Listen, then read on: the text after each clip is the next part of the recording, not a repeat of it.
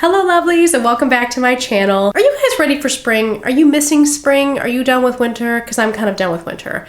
I'm done with the cold. I'm ready for the trees and the flowers to be blooming, and I'm ready for green to come back and no more gray and dull and brown and death out there. Spring is the inspiration for today's video. So I thought we'd work again with the resin letter mold to make some spring inspired resin keychains. And to do that, I thought we would use some moss. We could also add in some foil flakes and then some itty bitty flowers that'll fit in there. Exciting, my stone coat resin came in. And because I'm gonna try to do the entire alphabet in one pour, crazy, I know, but I'm gonna try to do it. And I know that the stone coat countertops resin is known for having a longer working time, up to like an hour, which I need, especially when I'm gonna be working with so many letters. So if you wanna see me use the new stone coat countertops resin, making some fun, floral, fresh green, spring themed letter keychains, then please keep watching.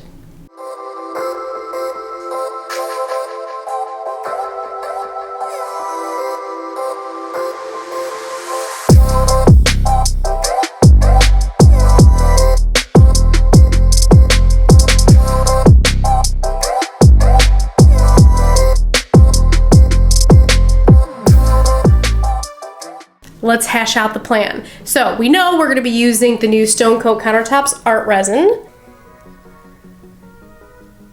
So this resin is known to have a longer working time, about an hour, and I'm very excited about that. It also mixes the same as the Counterculture DIY artist resin that I usually use, and that is 1:1 ratio. Even though it has a longer working time, I don't think I'm gonna have enough time to mix in floral aspect and the moss aspect and some foil flakes. My thought is this: I'm gonna try to do this in 2 layers. The first layer will be the flowers and the foil flakes. For the flowers, because the keychains are so small, I don't really want to have to cut up any of the bigger flowers.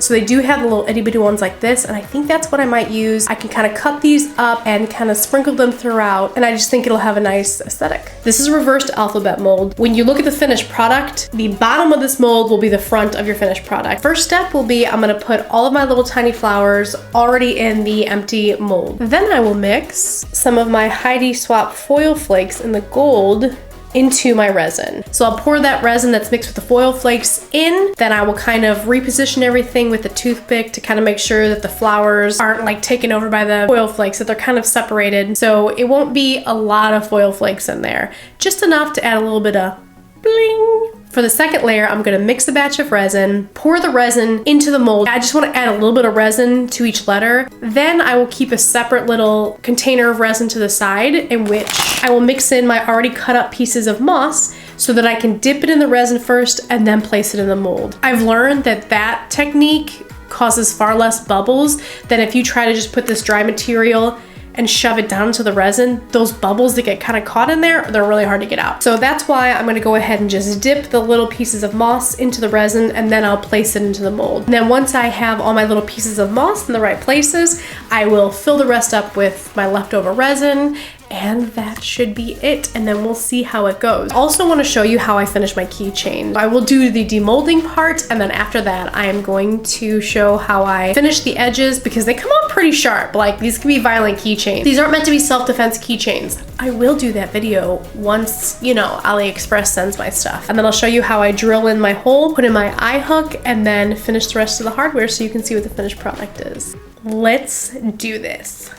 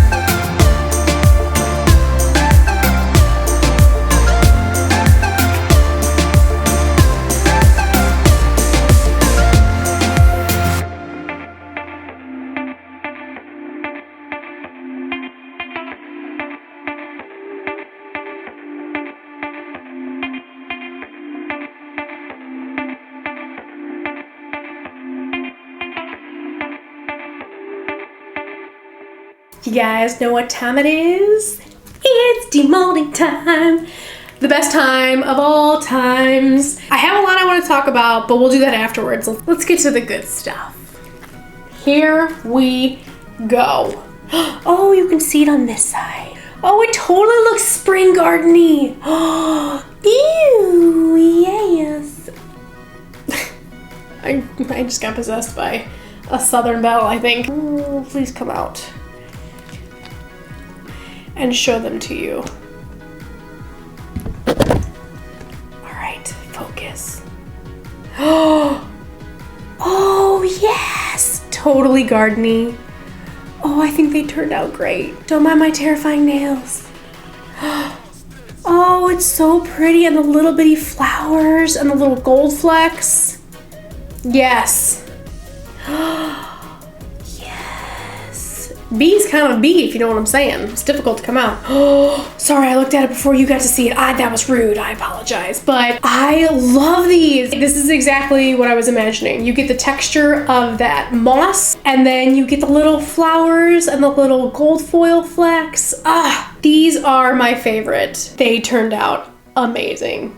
I am in love. These are so cute. I freaking love them. It's magic. It's like a little fairy garden caught in your initial. Now, I'm just gonna say, every part of making these was, what's the right word? A nightmare. That's what I will say. You get to see it fast forwarded, but if you saw it real time, you'd be like, sweet mama jamma. This is taking an eternity, because it was. Because there was some weird static electricity Bermuda Triangle going on in my mold, and I would put a flower in, and the static electricity would literally shoot it out of the mold, and I'd be like, what the beep? I'm so thankful I put the flowers in the mold before I mixed any resin, because if I didn't, that would have been a disaster. Completely disastrous.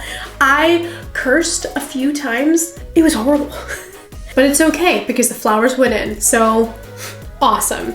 Then I mixed the resin, added in my foil flakes, and then poured. That part was pretty uneventful. I will say I loved the fact that the stone coat countertops art coat lasted so long. I mean, it does last about an hour. You have an hour working time, which is crazy. Something else to know that's interesting that I can say is different between stone coat countertops and counterculture DIY. Stone coats part A, like the thicker part traditionally of resin, is much thicker than counterculture DIY's part A. That being said, stone coats part B is almost like water. It's far thinner than counterculture DIY's part B. So when you mix the two together, the consistency of the stone coat is actually a little bit thinner than of the counterculture DIY, and I did really like that, because when I first poured out part A of the stone coat, I was like, what am I doing here? What is this? It was worse than corn syrup. But then once it was all mixed together, it was actually a little, a skosh thinner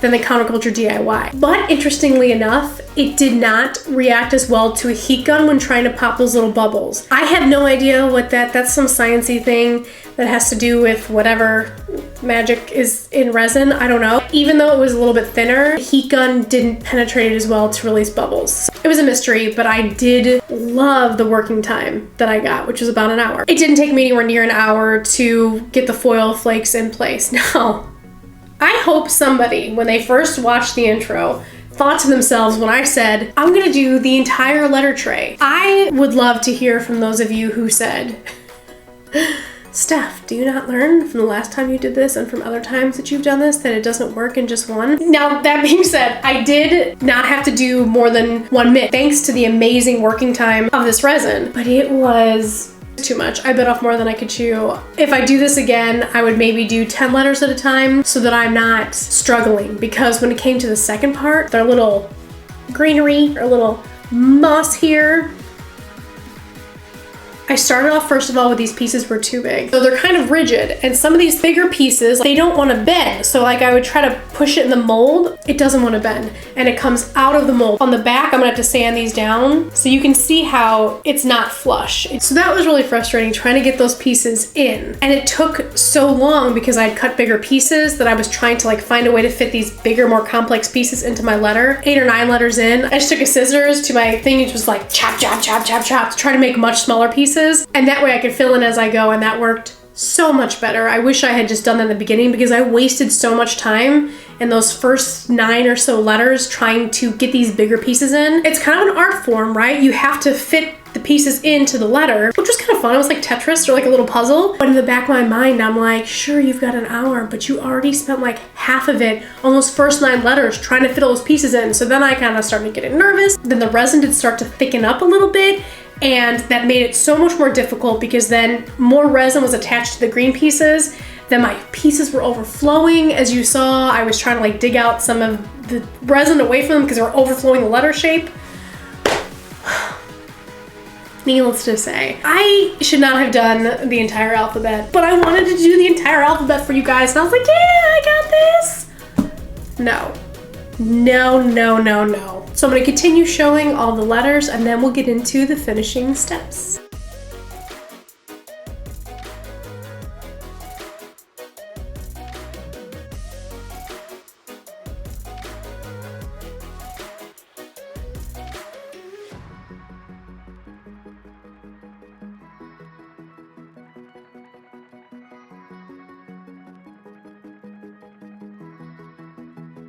All right, before we get into how I finish these keychains, please don't forget to like and subscribe and click that bell so you don't miss any new videos.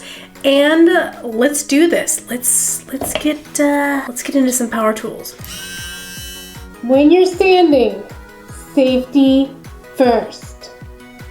And when you work with resin, safety first. Pretty much, you should probably be living in this, especially when you're standing.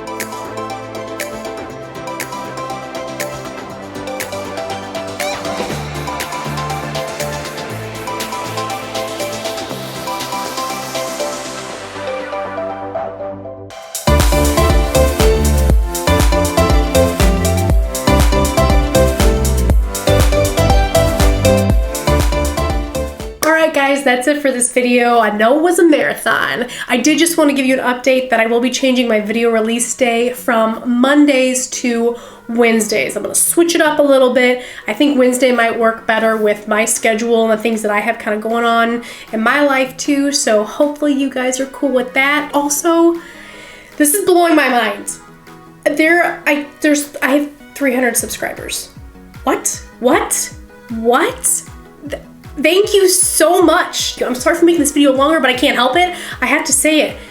Thank you. Please don't be shy in the comments section. I'm always open. I'm always open for tips and tricks. And even if it's something that I may already know or already actually implement in my style of doing things, I think it's great for maybe somebody who is starting off and learning. I feel like in the comments, a lot of you are starting resin with me too. You know, we're all in this journey together, and any comments can be helpful to somebody else. And I think that's awesome. That's exactly what I want the comment section to be, is just we're a community of resin artists starting out, or even if you're a pro and you're like, oh, Steph, what are you doing? There's a way easier way to do that.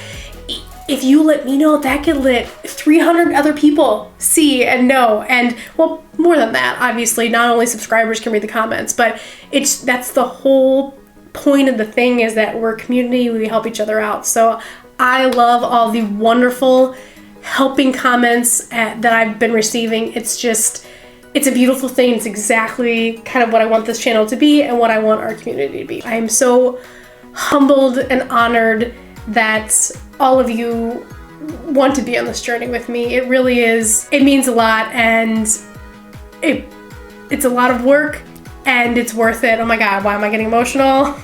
Sorry. It's just, well, there's dust. That's good. There was dust in my eye. I'm not getting emotional, it was dust. Thank you from the bottom of my heart. Thank you for being here to support me, and I will be here to support you too. So you guys are wonderful, and I appreciate every single one of you and every single person that's watching. And I will see you in the next video. Bye. Oh, you gotta turn it to, whoa. I use this all the time. For some reason, I felt like when I took my finger off, like it was gonna stop, but it didn't. And then I was like, this is like an inch from my face. Oh, baby. Fold flakes? Falafel. Can we use falafel? I bet you could put falafel in resin. You can put anything in resin. You probably shouldn't put food in resin. Man, would it just rot in there? Or would there be oxygen? I think there'd be oxygen in there. Therefore, it would rot. I'm gonna have to look this up. I'm pretty sure I purchased them in the order that I'm gonna do. What is this little red dust flying around? Where? Oh, it's from the sweater. Apparently I have a dusty sweater. It's very floofy, and my floof is flying around the room.